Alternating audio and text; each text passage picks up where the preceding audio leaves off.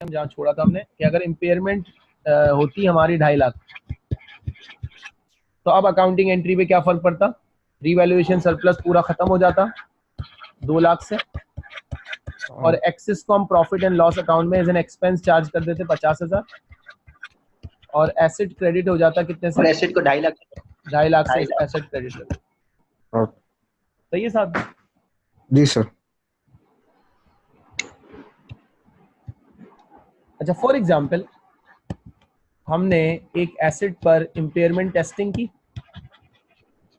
और impairment loss आ गया 40,000 का 2010 में, और हमने इसको पीएनएल में चार्ज कर दिया, ठीक है।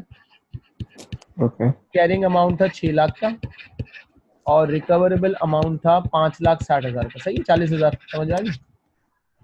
हाँ 40,000 को हमने पीएनएल में चार्ज कर दिया 2010 में, ठीक है। नेक्स्ट ईयर 2011 में क्या हुआ कि हमारा जो रिकवरेबल अमाउंट था 2011 में, हमारा रिकवरेबल अमाउंट जो है वो 6,20,000 हो गया।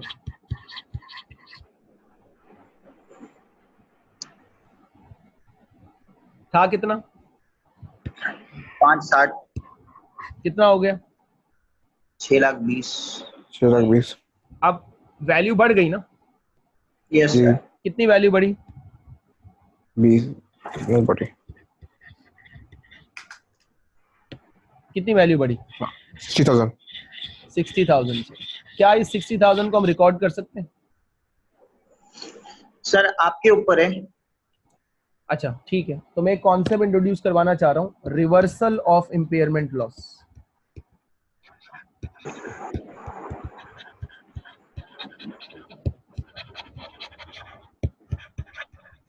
रिवर्सल ऑफ इम्पेयरमेंट लॉस, तो देखो अंडरस्टूड बात है, इम्पेयरमेंट होगा तो रिवर्सल होगा ना। जी। Yes sir. सही है। तो रिवर्सल ऑफ इम्पेयरमेंट लॉस का मतलब है कि आपका जो रिकवरेबल अमाउंट है वो इंक्रीज हो जाए, रिकवर हो जाए, दोबारा वैल्यू बढ़ जाए, तो हम इम्पेयरमेंट लॉस जितना हमने पिछले साल प्रॉफिट एंड लॉस अकाउंट में चार्ज किया था उसको हम क्या कंसीडर करेंगे? रिवर्सल को। सर हम लोग तो ऑफसेट करेंगे वापसी। इनकम कंसीडर करेंगे। हाँ सर। सही है, लेकिन रिवर्सल मैक्सिमम कितना हो सकता है? मैक्सिमम सर कॉस्ट से तो ज्यादा नहीं हो सकता, क्या मतलब?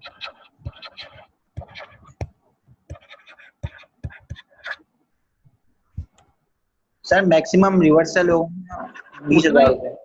जितना हमने पिछली दफा इम्पेयरमेंट चार्ज किया था उतना ही हो सकता है ना। यानी कि इम्पेयरमेंट हमारा कितना था? 40,000, तो रिवर्सल भी कितना होगा? 40,000। 40,000, लेकिन वैल्यू तो ज्यादा बढ़ गई है ना, वैल्यू तो 60,000 हो गई है। लेकिन मैं 60,000 को रिवर्सल नहीं कह सकता, मैं कहूंगा कि रिवर्सल कितना है? 40,000। ठीक है। अगर मैं 5,60,000 में 40,000 ऐड करता हूं तो मैं दोबारा कैरिंग अमाउंट पे पहुंच गया पिछले वाले के ऊपर। Yes sir.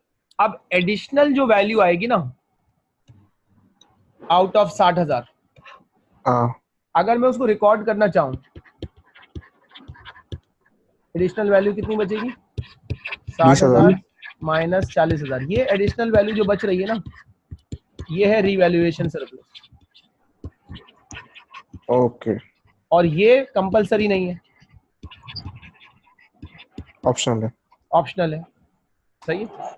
अब मैं एज्यूम करता हूं कि पिछली एग्जांपल में मैं रीवैल्यू नहीं करना चाह रहा, ठीक है, तो मैं रिवर्सल की क्या एंट्री पास करूंगा? ऐसे 40,000 से डेबिट और सर है ना इम्पेयरमेंट क्रेडिट प्रॉफिट 20,000। इम्पेयरमेंट या प्रॉफिट एंड लॉस अकाउंट को क्रेडिट कर दिया। This is reversal of impairment loss, ठीक है। अच्छा, अगर मैं रीवैल्यू करना चाहता तो फिर एंट्री क्या होती? अगर आप वैल्यू करना चाहते हैं 4,000। हाँ सही करना है। 40,000 और ओसीआई में 20,000 चला जाता।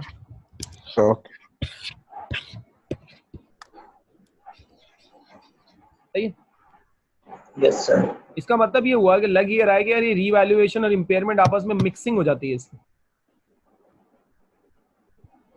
हाँ सर यही लग रहा है। तो get ready for a question in exam जिसमें वो मिक्स कर दे रीवैल्यूएशन और इम्पेयरमेंट को। सही है, सही। चले next issue is cash generating unit, CGU। पहले तो डिस्कस कर लेते हैं ये क्या है और यहाँ इम्पेयरमेंट में इसका क्या काम है। ठीक है, देखो अब तक हम जो इम्पेयरमेंट पढ़ रहे थे तो हम ये एज्यूम कर रहे थे कि एक सिंगल एसेट हमारे पास है, उसका हमने कैरिंग अमाउंट फाइंड आउट किया। सही है, और हमें इंडिकेटर नजर आया तो हमने उसका रिकवरेबल अमाउंट फाइंड आउट कर लिया। सही, लेकिन प्रैक्टिकली क्या होता है कि जब आप किसी सिंगल एसेट का रिकवरेबल अमाउंट फाइंड आउट करने जाते हैं तो आपको पता ही लगता है कि वो single asset individually economic benefit generate कर ही नहीं रहा, बल्कि वो सिंगल एसेट जो है वो कलेक्टिवली दूसरे एसेट्स के साथ मिलकर इकोनॉमिक बेनिफिट जनरेट कर रहा है। सही है, तो जब आप एक सिंगल एसेट का economic benefit separately find out नहीं कर पाते तो उसका रिकवरेबल अमाउंट भी नहीं कैलकुलेट हो सकता। सही। सही है, तो फिर हम क्या करते हैं, फिर हम आइडेंटिफाई करते हैं ग्रुप ऑफ एसेट्स। सही है, so a group of asset, a cash generating unit is the smallest identifiable group of asset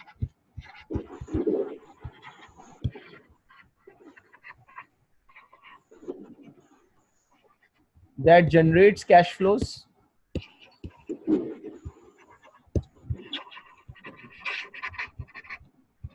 independent of other assets or other group of assets।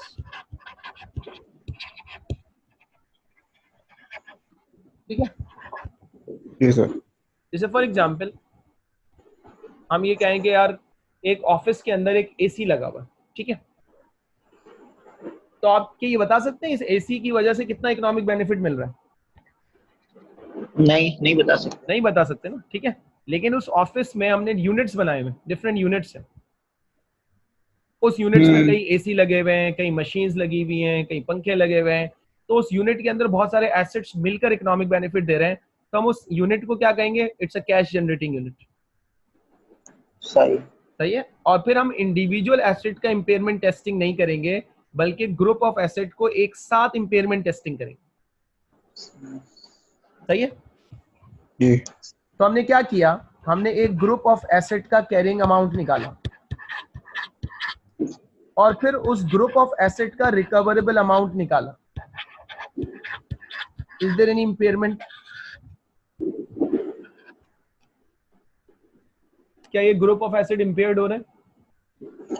हाँ सर हो रहे हैं। नहीं क्योंकि हो रहे कैरिंग अमाउंट ज्यादा है, और कैरिंग अमाउंट ज्यादा है ना, यस जी। सर। तो इसका मतलब है 2000 की इम्पेयरमेंट आ गई।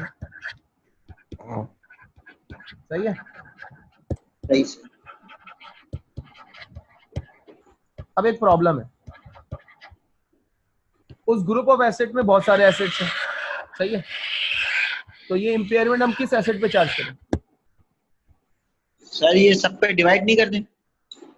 अब इसका हमें ट्रीटमेंट सीखना पड़ेगा कि अगर एक कैश जनरेटिंग यूनिट के अंदर इम्पेयरमेंट टेस्टिंग होती है और इम्पेयरमेंट निकल आता है तो वो इम्पेयरमेंट कैसे चार्ज किया जाए। सही। सही है, तो इसका एक ऑर्डर है IS 36 के अंदर, इसका एक ऑर्डर दिया हुआ है।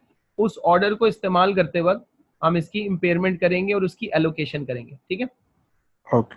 तो मैं एक एग्जांपल ले लेता हूँ एक कैश जनरेटिंग यूनिट की, और फिर हम इसको ऑर्डर पे चार्ज करते हैं। ठीक है, लेकिन उससे पहले मैं आपको वो ऑर्डर बता देता हूँ, ऑर्डर ऑफ एलोकेशन।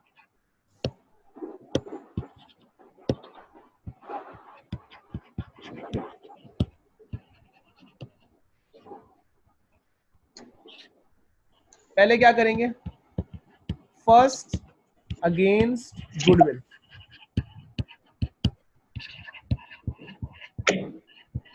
हो सकता है तुम्हारे माइंड में एक सवाल आए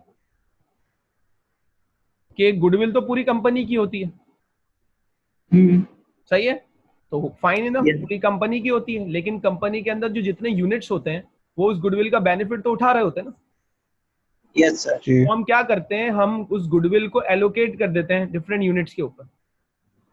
इसका मतलब ये हुआ कि जिस कैश जनरेटिंग यूनिट की हम इम्पेयरमेंट टेस्टिंग कर रहे हैं उसके पास गुडविल भी होगी, और अगर आपकी कैश जनरेटिंग यूनिट की वैल्यू डाउन होती है तो हम कहते हैं सबसे पहले गुडविल डाउन होती है। सही। तो क्राइटेरिया ये बना हुआ है कि अगर कोई लॉस चार्ज करना है तो वो दूसरे एसेट्स पे चार्ज नहीं होगा, वो सबसे पहले किस पे चार्ज होगा, गुडविल पे चार्ज होगा, सही है। गुडविल उसके बाद अदर एसेट्स पे चार्ज होगा। खास तौर पर सबसे पहले किस पे चार्ज होगा, जो एसेट डैमेज हुआ है, अगर कोई एसेट Okay. स्पेसिफिकली डैमेज हुआ है तो उस पे चार्ज होगा। और उसके बाद भी अगर इम्पेयरमेंट लॉस बच गया तो जो बाकी बचे हुए एसेट्स होंगे उस पे प्रोरेटा बेसिस के ऊपर चार्ज हो जाएगा।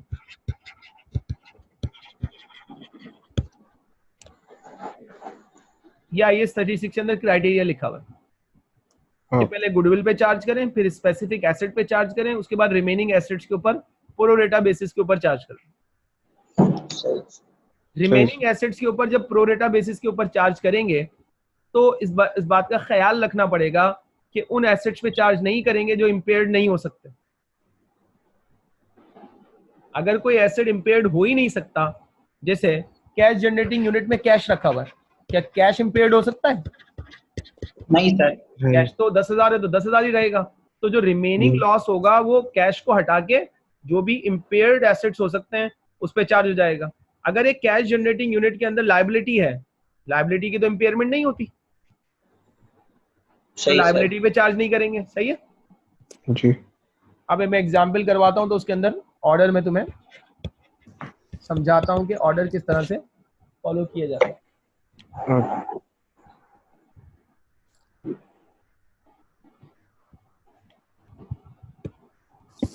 अच्छा जी, a cash generating unit comprises of building, plant and equipment, goodwill and current assets.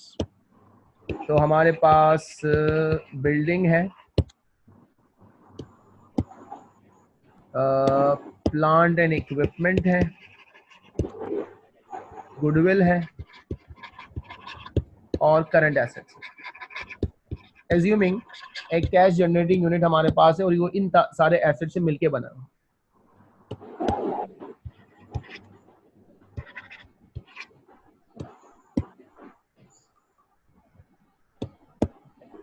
ये उसकी वैल्यू है सबकी इंडिविजुअली, कैरिंग अमाउंट, सही है। अच्छा, रिकवरेबल अमाउंट हमने फाइंड आउट किया तो पूरे यूनिट का रिकवरेबल अमाउंट हमारे पास आया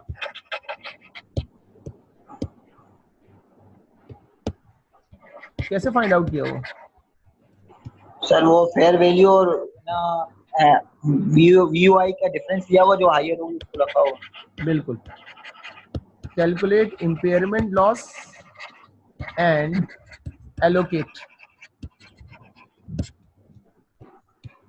इससे तुम्हें कैश जनरेटिंग यूनिट का आइडिया हो जाएगा। Okay. तो सबसे पहले तो हमने कैरिंग अमाउंट निकाला कैश जनरेटिंग यूनिट का, इन सबको प्लस कर दें, 30 + 6 + 10 + 20, सर 66 मिलियन का कैरिंग अमाउंट है, ठीक है। उसके बाद सीपीयू का रिकवरेबल अमाउंट को कंपेयर किया तो 16 मिलियन का इम्पेयरमेंट लॉस आ गया इस सीजीयू के अंदर, सही है। Yes sir. अच्छा, अब इसको एलोकेट करेंगे, किस ऑर्डर में एलोकेट करेंगे जो थोड़ी देर पहले हमने बनाया था, सही है। यस गुडविल पर तो उसके लिए एक फॉर्मेट बना लेते हैं, कैरिंग अमाउंट बिफोर इम्पेयरमेंट, उसमें से इम्पेयरमेंट माइनस होगी, and carrying amount after impairment. इस तरह से हमने एक स्केड्यूल बना दिया। इसमें सबसे पहले हमने अपने पहले एसेट का नाम लिखा, building, plant, goodwill and current assets. Building, plant, goodwill and current assets, impairment होने से पहले इनकी वैल्यूज कितनी थी? सर है ना, बिल्डिंग की 30 थी, प्लांट की 6, टोटल ठीक है। कैरिंग अमाउंट कितना था? 36। 66, ठीक है। जी सर। टोटल इम्पेयरमेंट लॉस कितना चार्ज करना है? 16। 16 के बाद चार्ज करने के बाद इसका रिकवरेबल अमाउंट कितना हो जाएगा? 50। 50। 50, ठीक। अब एलोकेट देखो कैसे करते हैं। 16 मिलियन का इम्पेयरमेंट लॉस है, first against goodwill.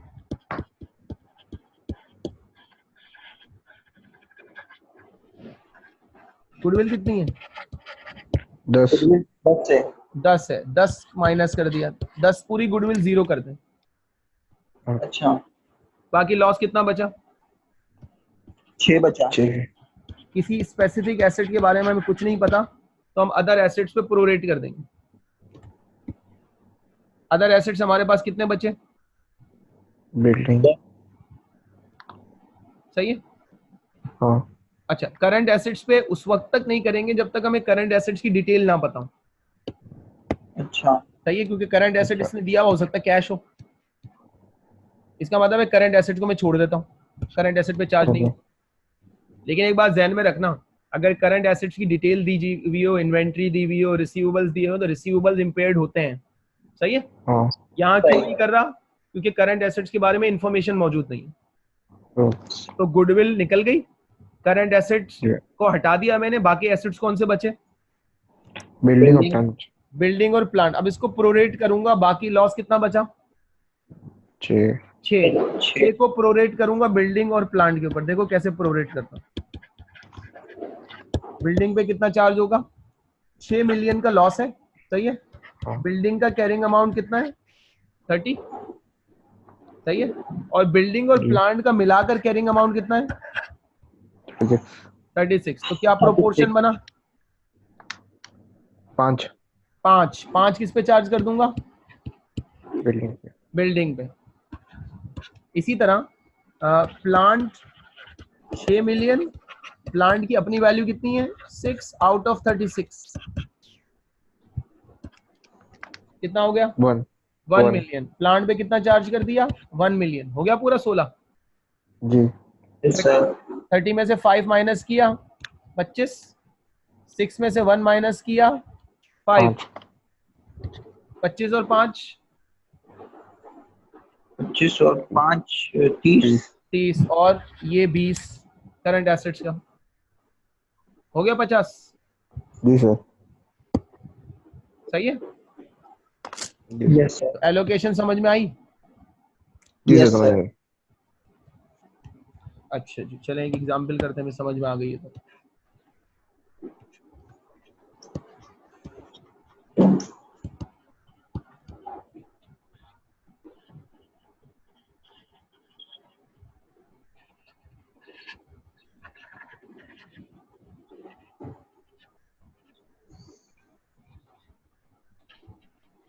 Cash generating unit वाला जो पार्ट है ना, हाँ। वो F7 में इतना इंपॉर्टेंट नहीं है। ये आगे जो इसका एडवांस पेपर आता है ना, SBR, हाँ। उसमें ज्यादा इंपॉर्टेंट है। उसमें एग्जामिनर इंपेयरमेंट की फर्दर डिटेल्स में जाता है। हमारे लेवल के ऊपर इंपेयरमेंट में कभी आज तक F6 के अंदर और F7 के अंदर कोई बहुत कॉम्प्लिकेटेड सवाल नहीं आया। तो सही। इंपेयरमेंट वाला जो IAS है 36 consider to be an easy IAS। ठीक। 38 तो ठीक तुम्हें है। पता वैसे इजी है, 38 में कोई खास मसला नहीं है। 16 इज बिट हाँ। कॉम्प्लेक्स, जी। खास तौर पे जब ओवरहॉलिंग आ जाती है या कॉम्प्लेक्स एसेट्स आ जाता है या रीवैल्यूएशन आ जाता है, तो IAS 16 बहुत कॉम्प्लिकेटेड हो जाता है, उस पर तुम्हें ज्यादा इन्वेस्टमेंट करनी है टाइम की। निशा। सही है।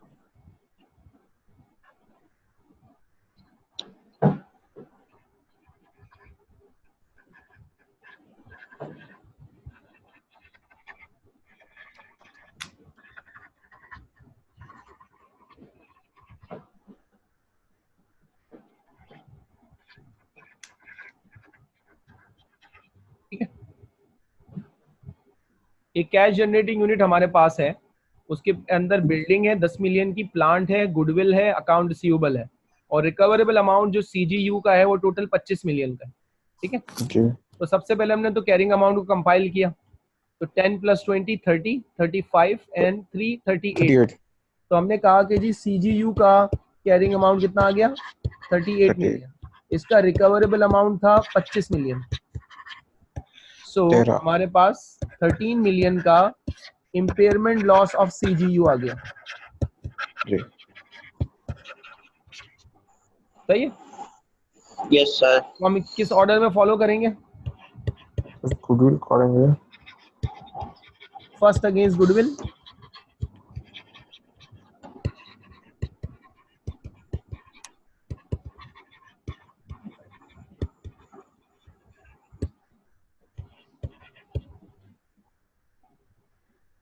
अच्छा एक चीज ध्यान में रखना, मैंने जो ये ऑर्डर लिखवाया था ना, इसमें थोड़ा सा ऊपर नीचे कर लो। IAS में देखो जो दिया हुआ है ना, उसके हिसाब से हम फॉलो करें, तो वो तो ये दिया हुआ है first against goodwill and A और C दिया हुआ है। सही। लेकिन सीक्वेंस मुझसे थोड़ा सा आगे पीछे हो गया, IAS में नहीं लिखा हुआ, लेकिन कॉमन सेंस को अगर इस्तेमाल करें तो आप इसको यूं कर लेना कि ये हो गया, ठीक है, ये IAS यस वाला सर। तरीका हो गया, ठीक है। लेकिन एक कॉमन सेंस ये कहता है कि अगर आपका कोई स्पेसिफिक एसेट डैमेज हुआ है तो वो तो जीरो हो चुका होगा ना, यस हाँ सर। तो पहले उसके अगेंस्ट चार्ज कर देना। सही। तो मैंने ये हटा दिया था कि वो IAS वाली वर्डिंग क्लैश ना करे, पहले स्पेसिफिक एसेट पे चार्ज करेंगे, उसके बाद गुडविल पे हाँ चार्ज करेंगे, उसके बाद अदर एसेट्स पे चार्ज करेंगे। तो स्पेसिफिक एसेट इसलिए नहीं लिख रहा कि कॉमन सेंस है कि स्पेसिफिक एसेट पे पहले चार्ज होना चाहिए। सही सर। तो ये प्रीवियसली मैंने उसको थोड़ा सा आगे पीछे कर दिया था। अब देखो इसमें तो कोई स्पेसिफिक एसेट की इंफॉर्मेशन नहीं है ना, नहीं सर। तो हम पहले गुडविल पे चार्ज करेंगे 5 मिलियन पे ऊपर। तो हमने अपना बिल्डिंग की अमाउंट लिखी, प्लांट की अमाउंट लिखी, गुडविल की अमाउंट लिखी, और अकाउंट रिसीवेबल। सही, बिल्डिंग का कैरिंग अमाउंट था 10 20 5 3, 10 20 5 3। सबसे पहले 5 की गुडविल मैंने 0 कर दी, राइट ऑफ कर दी।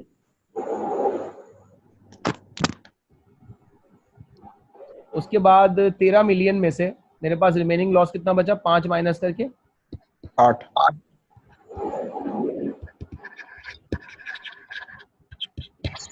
इस 8 मिलियन को मैं अपोर्शन करूंगा।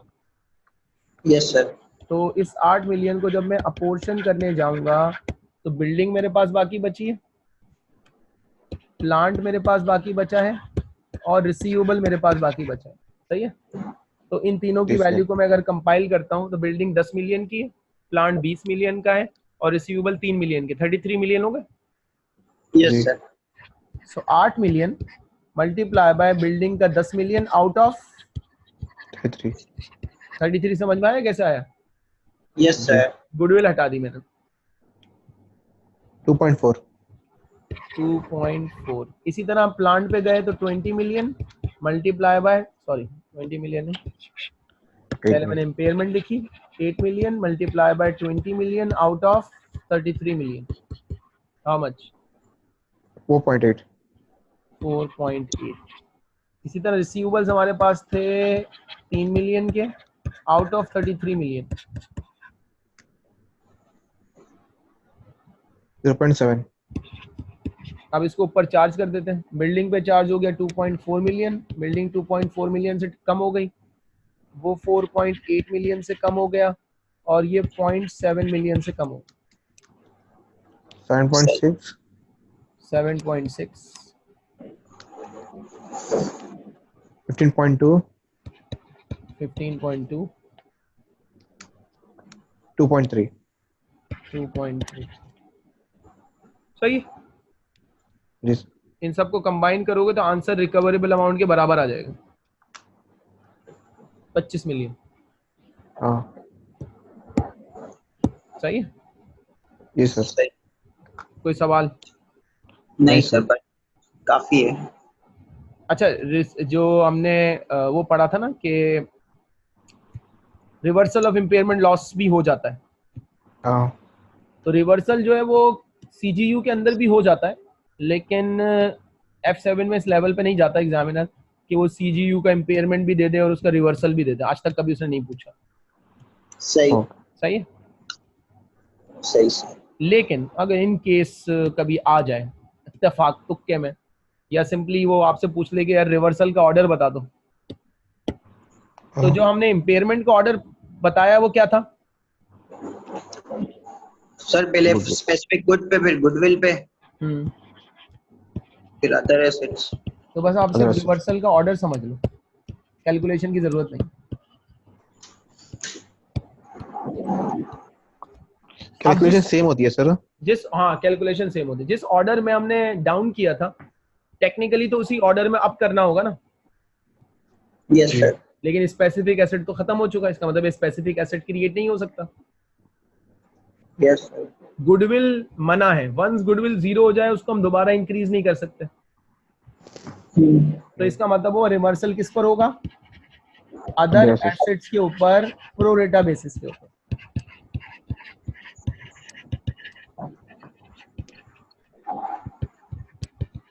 सही है। Yes sir. Reversal can not be charged against goodwill,